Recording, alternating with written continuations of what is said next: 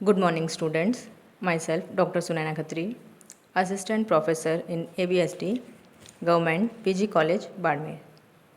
Today, we will study about the direct personal investigation, यानी प्रत्यक्ष व्यक्तिगत अनुसंधान के बारे में आज हम जानकारी प्राप्त करेंगे।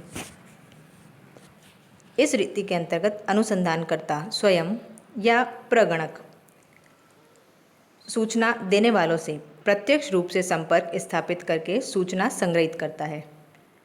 यह रीति ऐसे अनुसंधान के लिए ज़्यादा सुटेबल होती है जिनमें उच्च स्तर की शुद्धता चाही गई हो, यानी जहाँ पे एक्यूरेट डेटा कलेक्ट करने हो या जिसका क्षेत्र सीमित या स्थानीय प्रकृति का हो।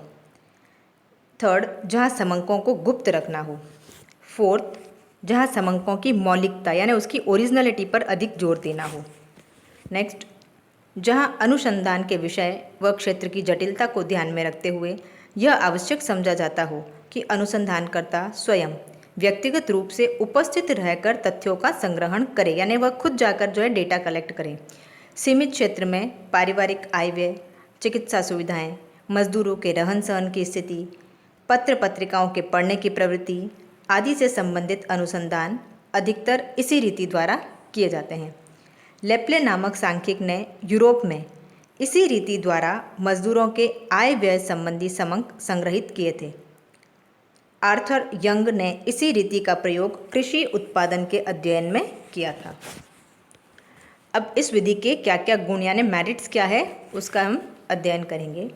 प्रत्यक्ष व्यक्तिगत अनुसंधान रीति में निम्नलिखित प्रमुख गुण पाए जाते हैं। फर्स्ट है उसकी मौलिकता या ओरिजिनलिटी। इसमें समंकों का संग्रहण बिल्कुल नए सिरे से प्रारंभ किया जाता है, इसलिए समंकों में मौलिकता या ओरिजिनलिटी रहती है। सेकंड है शुद्धता या एक्यूरेसी। अनुसंधानकर्ता स्वयं उपस्थित रहकर समंक संग्रहित करता है, अतः समंक संतोषजनक व शुद्ध प्राप्त होते हैं। नेक्स्ट है सजातीयता, होमोजेनिटी।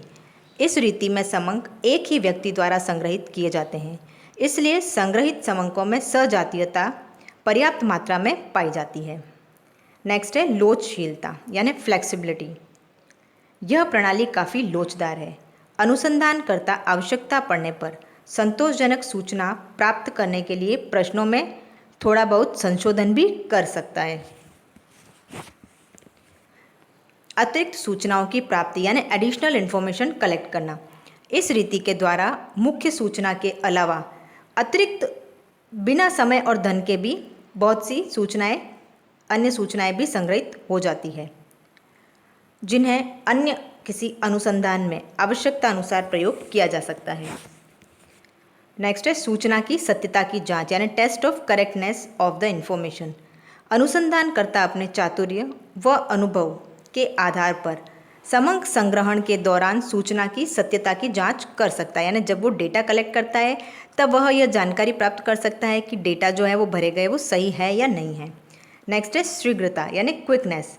इस रीति से परिणाम शीघ्र प्राप्त किए जा सकते हैं। नेक्स्ट है दोष यानी इसके डीमेरिट्स क्या क्या हैं। फर्स्ट, विस्तृत क्षेत्र के अनुसंधान के लिए अनुपयुक्त है, यानी unsuitable for large area.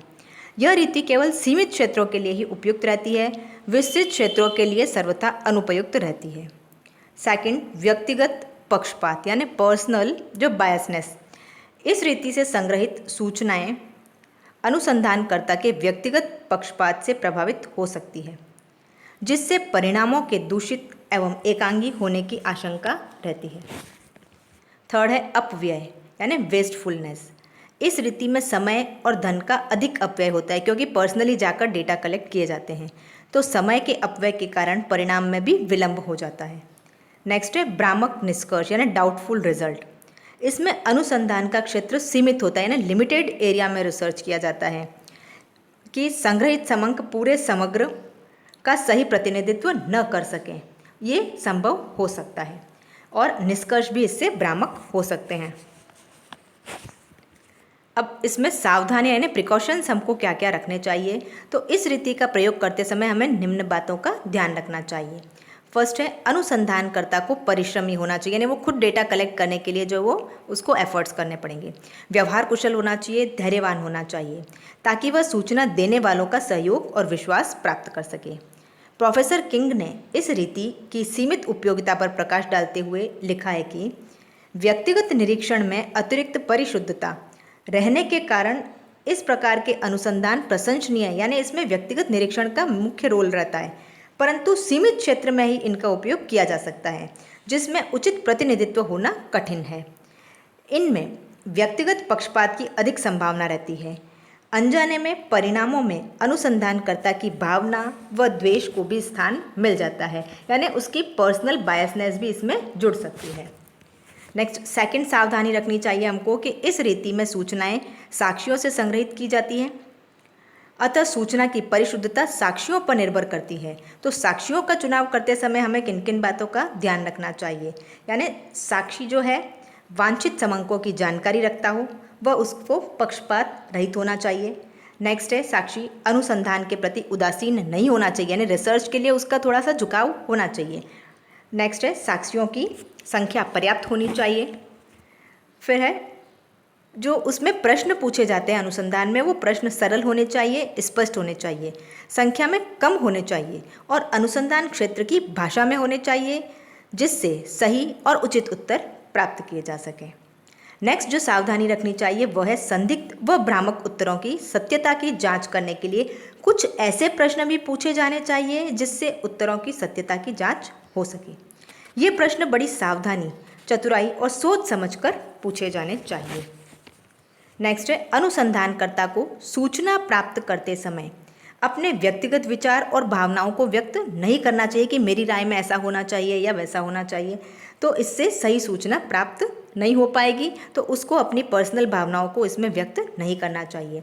Next है, अनुसंधानकर्ता को अनुसंधान क्षेत्र की भाषा, वेशभूषा, खान पान व रीति रिवाज इत्यादि का पर्याप्त ज्ञान होना चाहिए, जिससे वह सूचना देने वालों में घुल मिल सके और जहाँ तक संभव हो अनुसंधान क्षेत्र के निवासी व्यक्ति को ही प्रगणन का कार्य दिया जाना चाहिए।